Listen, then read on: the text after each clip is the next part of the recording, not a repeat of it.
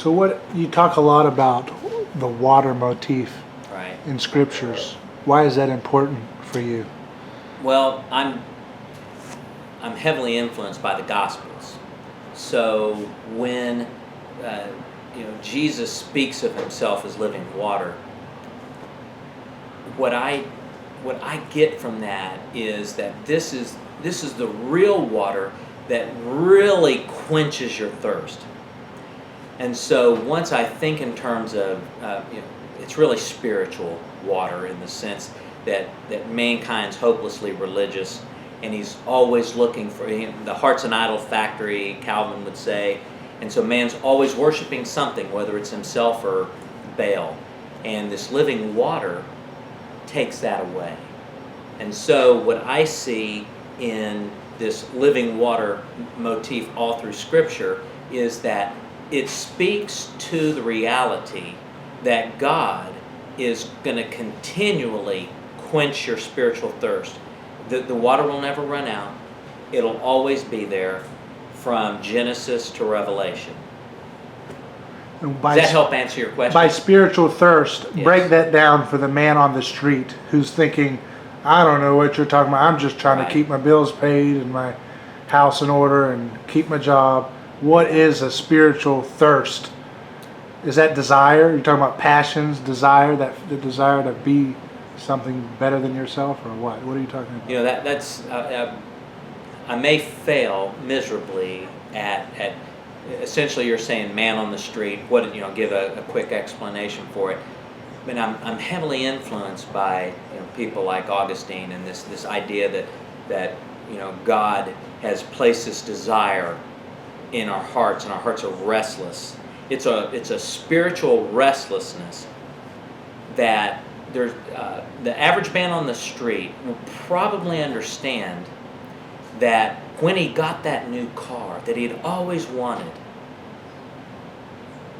and once he had it didn't quench that thirst. That the quickly the newness ran off, and he was left feeling empty.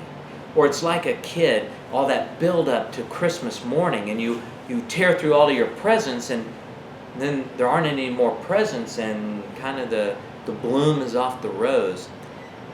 That's really a picture at some level of we're trying to fill our lives with something that will take away that there's a hollowness in our life. Like cooking for a king who's full. It doesn't seem to satiate what he's going after. Yeah, that's a nice way of saying it. I just really. At some point, you're saying material objects are almost like stand-ins for that ultimate thirst. You said for spiritual living water. It's a very metaphysical concept you're talking about here. It is. Well, I used a new car metaphor, but I could new house, new job. What about a wife? What about a girlfriend? Finding the perfect mate. This sense of I'll find my fulfillment when I find the love of my life. And then you find the love of your life, and you realize she's broken too. That she's kind of like I am, and struggling to keep it on the road. That's what happens and that's why I think you have a lot of divorce, people marrying somebody and they're not filling that void, that empty space. There's something inside of us that is yearning for something more. Transcendence. It is transcendence in a sense. How we hate this idea of the fact that my life is slipping away and I can't control it. I control everything I can, but I can't control that. The time is slipping away and I'm getting older and I'm going to die. What happens when I die? That's very interesting that you say that. Yeah. I'm reminded of Ernest Becker's work on death anxiety. He talks about how so much of human angst, so much of human conflict and rivalry is stirred on by death anxiety. That's there whether you're conscious of your anxiety towards death or not. Right. That we're pulled towards this kind of angst to do things and cause troubles and conflicts and dramas and and rivalries and envies and all these things. It's because of that finite nature that we all feel at the back of our head that although we can share all these other events with each other, the one thing you can't is that last moment when you transition to the afterlife. So what you're saying here is that it reminds me of the idea that the Eastern Church is big on this, is that Christ's work on the cross rescues us from the curse of death, right, which would fulfill to some extent that death anxiety, which in some sense is that living water that allows you to not thirst. You don't have that anxiety or that thirst. Is that kind of around the same ballpark of where you're going? Well, as you said that, I mean, what really occurs to me is that intrinsically, we know that we're subject to the curse of God. And that may sound quirky, and people don't really necessarily realize it, but we are a dead man walking, and we're living under the sword of Damocles, or Jonathan Edwards in his picture of the spider on this very slender web over the fire, and there's a very real sense in which that existential angst, that fear of death, I agree with a lot of that. It does seem to revolve around that, that fear of, I'm going to stand, I mean, whether people express it or not, they know in their heart that there's a God and that they're going to be judged for their actions. It's the most universal fear is death. Mm-hmm. So if you wanted to, if you could kind of speculate that if you were a creator of a universe and you wanted to connect with your creatures, one of the ways that you might indicate that you're present and with them is by offering them a pathway out of death, showing them that you've conquered it, because that's the way you connect with every one of them. Every one of us has to deal with mortality. Some have greed issues, some people have this, blah, blah, blah. Right. Death is the great equalizer. Right. And you're saying here that this living water motif is a way in which everybody has to drink. Right. Again, this metaphor is very wisely chosen because everyone drinks. You can go longer without food than you can without water. And think about where this was said. This was uttered in really a fairly arid country that was totally dependent on early and latter rains twice a year to make things grow. And for them, it was a great sacrifice. And so there was a sense in which, at great cost to them, in some of their ceremonies, they would pour out water to show the seriousness, the gravity of the situation. And so for God to use water as a metaphor, it's a luxury that you just can't imagine, to have unlimited water.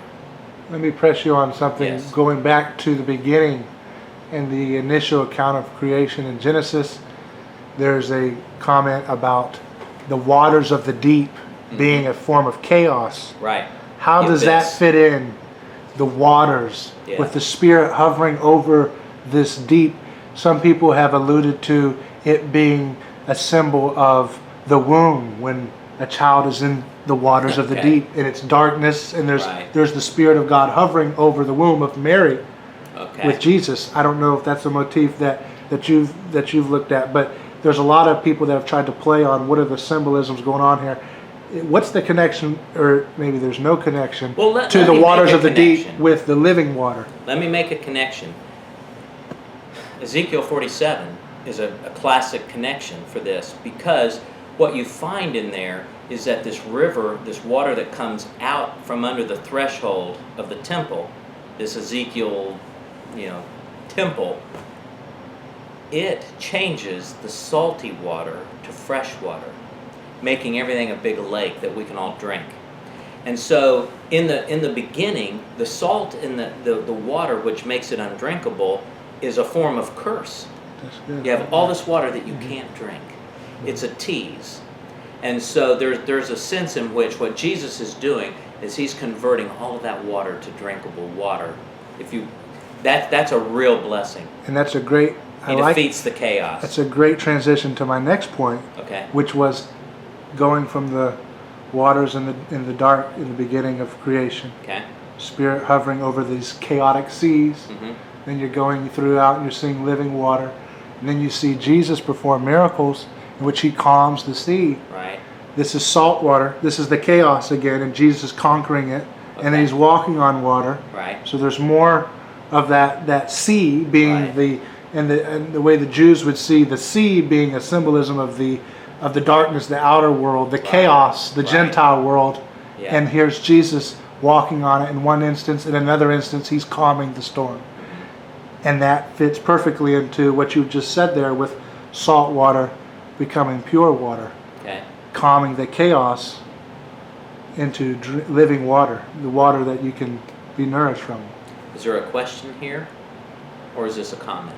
I was just trying to see how that flowed together. You're trying to see if I have a reaction to that statement. Does that fit? I don't disagree with what you said. Yeah. So, I think I pretty much when I say that effectively what this water's doing is it's converting the salt to the fresh. That is it's tantamount to when Yahweh conquers the chaos in Genesis 1. It's the same thing. Is there a parallel to that and the similarities of the tripartite temple structures that are so ubiquitous around that region? You have illustrated the connection with the Egyptian temple and the Jewish temple. Mm-hmm. But there's a lot of other temples around that time that offer the same structure. Why is that? Why is there such commonality with that? Is that part of that whole theme of out of this chaos I'm bringing order, and I'm so there's a similarity to the chaotic pagan religions going around Israel, and that's why there's a similarity with temple structure, or I don't know. I'm just kind of seeing the symmetry with all of this. If at first I was thinking about the living water motif and the tripart temple structure, and the first thing, and that's where I was going originally, and then you kind of segued off, but I was thinking along the lines of, hey, when I look at the temple, the outer court, and I have the bronze sea, the laver, which is representative of ocean and in the cosmos, the world as we know it. And the thing about the tripartite temple structure is you have this dynamic movement from the secular to the sacred, or from the from the profane to the holy, however you want to look at it. And so you're leaving the chaos and you're going to God. That's one way of looking at it. And there's a sense in which that by putting the sea in the outer court, it also really does dovetail with the living water motif, because it's part of this washing ceremony. Think of it, baptismal, or however you want to look at it from a Christian perspective, but washing with this water, it makes you completely clean. Even if Jesus is just washing your feet, it makes your whole body clean, because it's a spiritual cleansing. Again, this is all about spiritual matters and not just being all caught up in the physical, like modern empirical people wanting everything to be scientific, and that's not what's going on here. This is metaphysical. So you did hit on that. I'm not sure I addressed your issue. Well, I was just kind of, why are there so many similarities with the temples looking so similar to them to the Jewish temple? Is there any? Why is that? Is that just because they were influenced by their neighbors, or? My thinking on that is that this is something I can't prove. I don't think anybody can prove or disprove, but I make the case that the Garden of Eden is this temple, and that the Garden of Eden itself represents like the Holy of Holies. So that tripartite structure also relates to the very beginning, where you have the world, and then you have Eden, and then you have the garden. And so you have a tripartite structure there, just like in the Hebrew temple. And I believe that the Bible doesn't record the stuff that went on there, because it wasn't germane necessarily to what God was trying to accomplish. And he leaves us to infer it and to look at intertextuality, how one scripture comments on another. but what I think happened, so this is conjecture, is that, Yahweh gives an instruction, if you will, to Adam, and that from that we have things like, how did Cain and Abel know to come and worship the Lord, and that they had to bring sacrifices. There's a lot of stuff that's happened that's implied, and I believe that the answer is that tripartite temple structure was obvious to the ancients, and that they just took that because people are hopelessly religious, whether they're doing so with knowledge or without knowledge, and that the pagans basically adopted the temple structure, the tripartite temple structure, as a tradition passed down from the fathers, all the way back to Adam. That's my thinking on it, but I can't prove it, but it can't be disproved either. So if Eden is a temple type, then that would be the kind of the pattern that all of these tribes bring into correct. their cultures. Because we know that ultimately it comes down to one family, Noah and his family, and they have these oral traditions. And then you have all the people of the world from those 8 people, and they're sent around the world by God after the Tower of Babel, and they bring the tales with them. That's why we have the tales of the flood, and a lot of stories, the same stories in different cultures. It's crazy. So it seems. Is that tripartite temple structure? Is it found outside of that cradle, that Middle Eastern cradle of civilization? Is it in Africa, or is there any research on that you're aware of? I'm not sure if it's found in Africa or outside. I would also look in places like the Orient. Yeah. Lots of temples and stuff there. I don't know. That's a good question. Mainly Egypt and Greece. That's where in the Babylonian area. Now. That's it. My wife's giving me the cutoff. Okay. Sign.